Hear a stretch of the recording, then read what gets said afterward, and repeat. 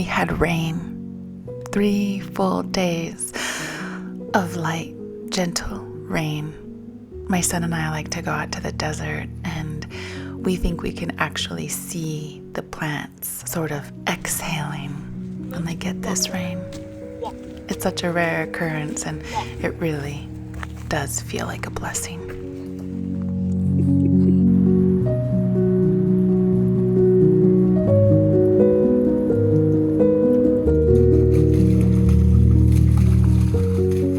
My little property in downtown Tucson has several ways of collecting and harvesting the rainwater. And this is one of the ways, and it makes a little pond, which Moon just absolutely loves.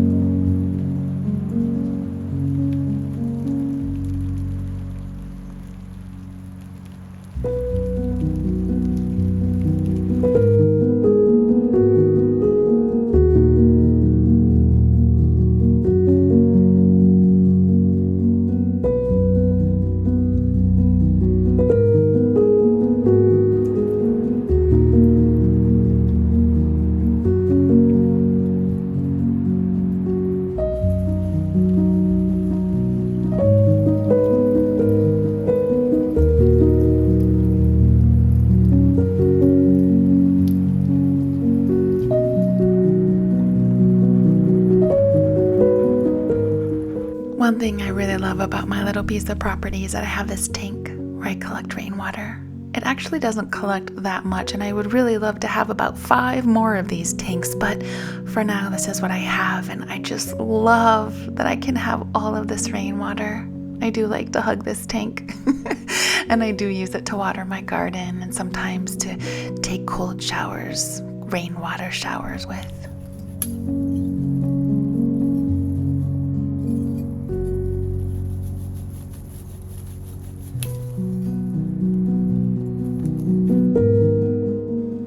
I planted all of this aloe vera from little bitty babies from other aloe vera plants that were already on my property, and only took a few years before they grew pretty big. And now I can harvest them as much as I want, and I can make healing juices to drink. I really love aloe vera. Not only is it beautiful to look at, but it's also healing.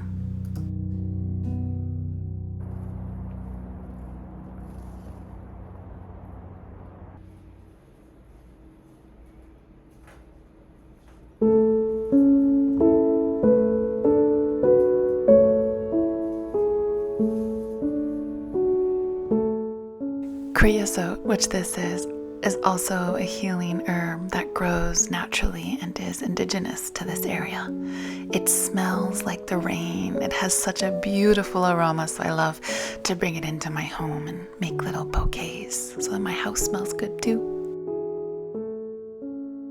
I think one of the most important things to know when using fresh aloe vera is that you have to cut off the end, like right where you cut it from the plant. It kind of turns like a yellowy red color, and you just cut like an inch off and discard that and use the rest. I like to cut it up and put it into my blender and add some honey and fresh lemon and blend it all up.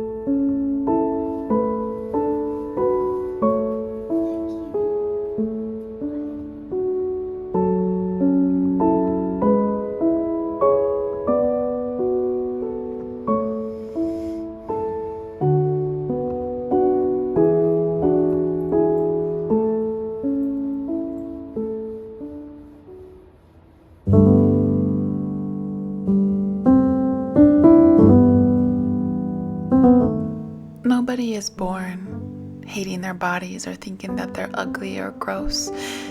It is something that we learn from a culture that has inherited those ideas for hundreds of years and from other humans. who suffer and have trauma around their bodies too. It's nobody's fault that I learned to hate my body at such a young age. It's kind of normal in our culture. But what is less normal is that we have the ability to reclaim our peace, to expand our understanding of what is beautiful, that we are a part of this beauty, which is nature, which is life, which is the miracle of you. I go out to nature as much as I can because that is how I remember that it doesn't matter the size of my body. It doesn't matter if I am big or small or tall or old or wrinkly or pimply. I'm a part of this beauty.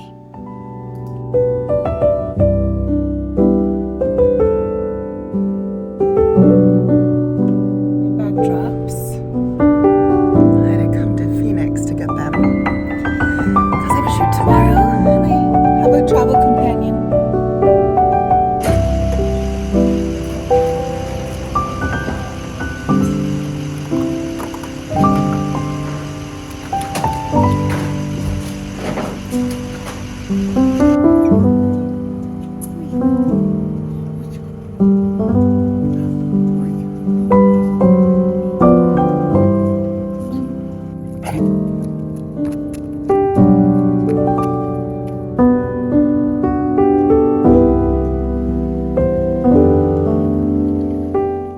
I had a really special client this week.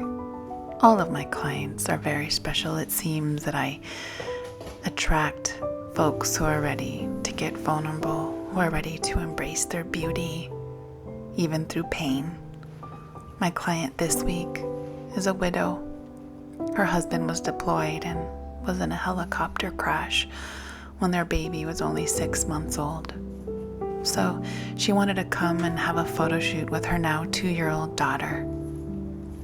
It was sad, but it was also a beautiful 2 hours that we spent together. And the photos are absolutely gorgeous.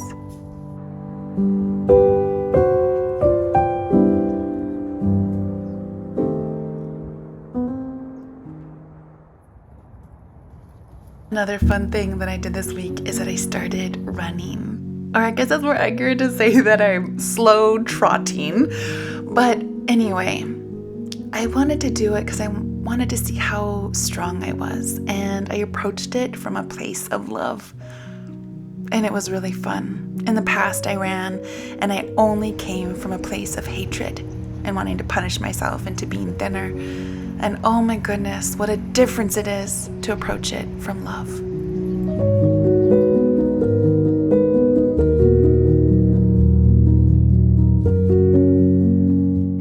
And another fun thing that happened this week is that my husband, Phil, came over for a sleepover. That might sound really weird, but me and my husband actually don't live together. He has 3 children, I have my child, and well, we just have found that living separate works better for us, at least right now. But it's always, always fun to have sleepovers. You ready, Phil? I think. I never know what you're going to ask me. I don't know what I would ask you either. Fun. Yay. Hello, hello, hello, everyone. Thank you so much for watching my video, for gifting me the gift of your time. I'm so excited to share these things that I'm passionate about, beauty and nature and humans. I love humans, and I specifically love this human. This is Phil. And Phil is one of my healers, meaning he helped me heal the last strand that I was needing with body image. He helped me heal. And I specifically wanted to talk about that because I believe so many of us think we need to heal all our stuff on our own. And a lot of stuff we do need to heal on our own. It is our responsibility. We get to heal. But also, sometimes we need folks to help us, and that's okay too. So Phil is my husband. We got married in...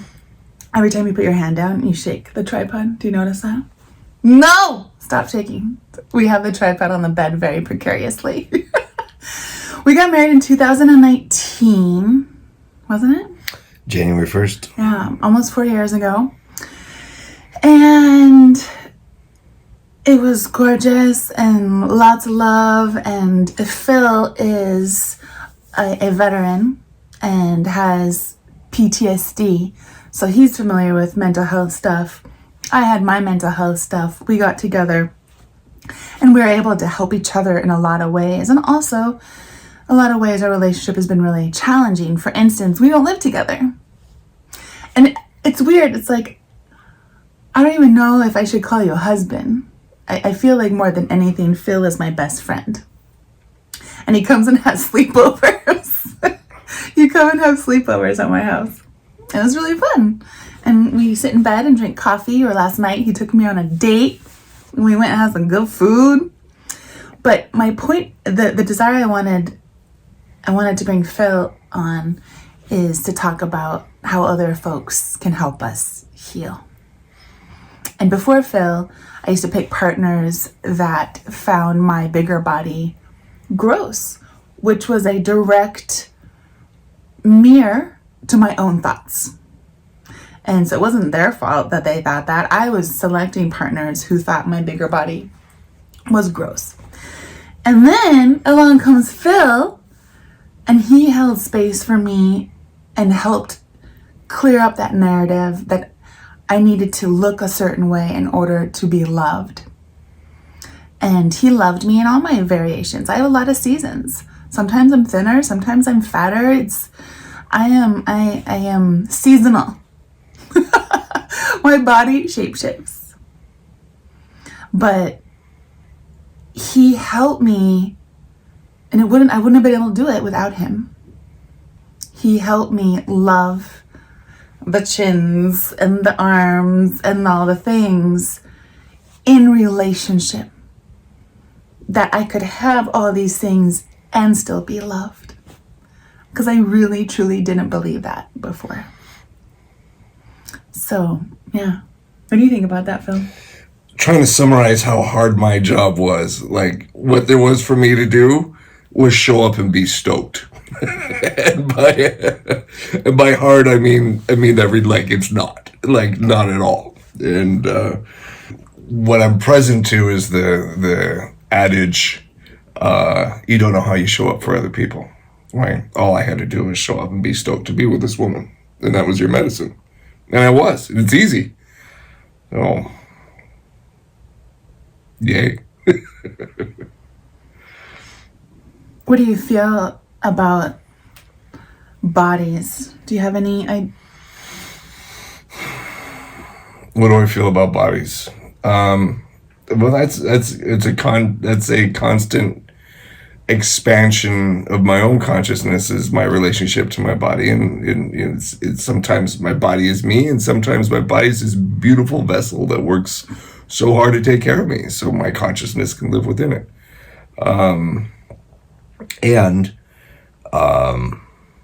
Yeah, it's like One thing that was super helpful for me is that I was able to be vulnerable with Phil and tell him I struggle believing that I'm lovable with my things that I've been told by society and partners that I've chosen are unlovable. And he would say they're beautiful. And he would tell me I'm beautiful a lot. But here's the thing. He could tell me I'm beautiful all day and all night. But if I wasn't doing my own work to believe him and my own desire to heal, his words would just float right over me. So it's important, like, he's telling me I'm beautiful, but I'm also doing my own work to believe what he's telling me and do my own work to heal my old narratives so that I could hear him. And, when my body grows bigger, you're beautiful. You're beautiful. As she changes, as she grows older, you're beautiful. The consistency of being told you are beautiful. But also, I think it was me being vulnerable and being honest that these things are hard. They don't define me. But I struggle, like when we first got together being intimate, I didn't want him to like touch my belly and all the things.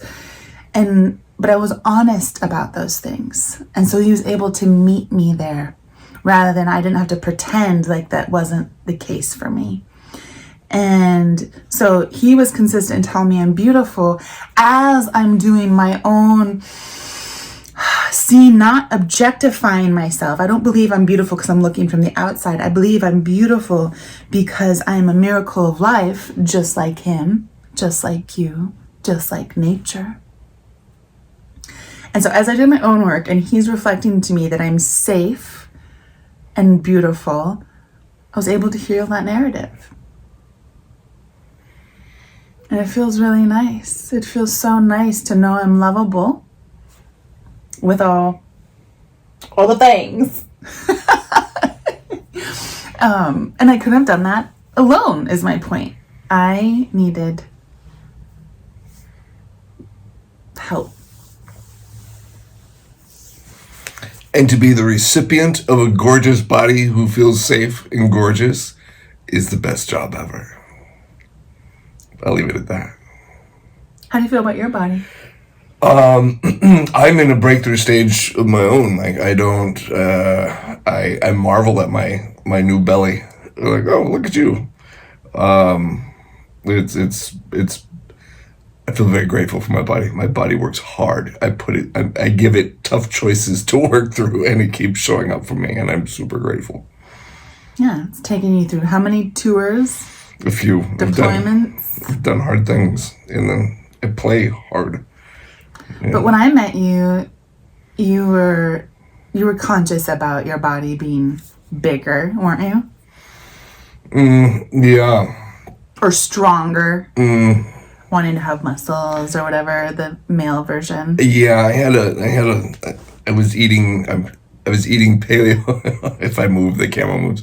I was eating a lifestyle in order to shape my body. It was like how I chose to eat and live was very body focused.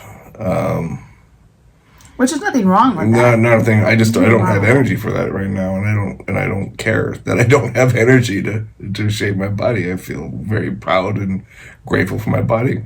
It's been moving hard. It works hard for me. And my heart is healthier than it ever has been. So many people think that food is the only factor in our body shape. And I believe, yeah, it's one of the factors, but being embodied, I believe, is the biggest factor. Feeling safe, feeling loved, feeling cared for, managing one's stress, managing one's mental health, PTSD. His blood pressure is the best it's ever been. I'm off of my antidepressants and my blood pressure medication since we've been together. And my body is bigger than she's been in a really long time. But her fatness isn't an indicator, in this case, of her health, of my health. Because I believe that my peace of mind and peace of heart have a bigger impact on my health, personally. And there's nothing wrong with the paleo diets and all those things. There's nothing wrong with them. However, diets, remember, the first three letter is die. And diets don't work for, I believe the percentage is 98% of people for a reason. They're not sustainable. And most people choose diets from a place of fear, wanting to fit in, which makes sense. That's a desire to feel safe, a desire to be valued. But when we choose something out of fear, it's, in my experience anyway, I don't know if it's not successful. It's not successful. If I choose to eat a certain way out of fear, it's not sustainable. If I choose to eat from a place of love and kindness, meaning there are certain foods that I don't desire to eat, not from a place of fear though, from a place of love. And I'm excited about all those kind of topics. But yeah. Do you eat from a place of fear or love these days? I'm on a holiday diet right now. I'm eating whatever looks good and comes across my way. And he can do that. I don't necessarily do that. Like I have a different relationship with food. I get to be conscious about what makes me feel best. And you know, it's different day to day, but I choose whether whatever I'm eating, if it's a green juice or if it's a donut, I eat it from a place of tremendous gratitude instead of fear and guilt. But these days I'm choosing things that make me feel the very best, and that typically, it doesn't include a whole lot of donuts and things. But last night I had some food that I knew wouldn't make me feel that good on our dinner date. But I chose to eat it with gratitude, and oh my gosh, how wonderful that we're in a dinner date and I get to eat these things that I know aren't going to make me feel good, but I'm so grateful for this moment and for the abundance. That's how I treat food now, is just from a place of deep, deep gratitude. And yeah, I'm going to talk more about food in other vlogs, but right now I just wanted to really emphasize how grateful I am to have this human that's helped me heal a very important narrative in my own story of who I am, that I'm lovable in my bigger body, in my older body, and I couldn't have done that alone. So thanks, Phil. Oh, being lovable is super sexy.